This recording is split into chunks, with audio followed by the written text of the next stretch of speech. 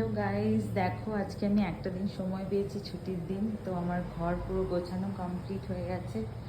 Sofa টোফা সব কিছুই ভালো করে ছাঁটিয়ে মুছে পুরো একদম পরিষ্কার। এখানে আমার খাবারও রেডি হয়ে গেছে।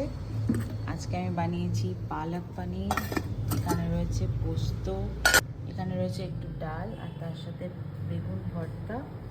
আর এখন আমি একটু ফল খাবো, সেই জন্য আমি এটা কেটে নিয়েছি। আর এখানে দেখো আম রয়েছে, যেটা দুপুরবেলা খাবো ভাত খাওয়ার পরে। পুরো ঘর আমার সুন্দর করে গোছানো কমপ্লিট হয়ে গেছে। এখানে ভাতও হয়ে গেছে, গ্যাস ট্যাস সব মোছা হয়ে গেছে, বাসনও আন্টি ধুয়ে দিয়ে চলে গেছে। তো সব কিছু আমার কমপ্লিট হয়ে গেছে এখানে। আর এখানে পুরো জামা টামা মিলে পুরো একদম শুকিয়েই এসেছে। আমি বিছানার চাদরগুলো দিয়েছি, সেগুলো হচ্ছে।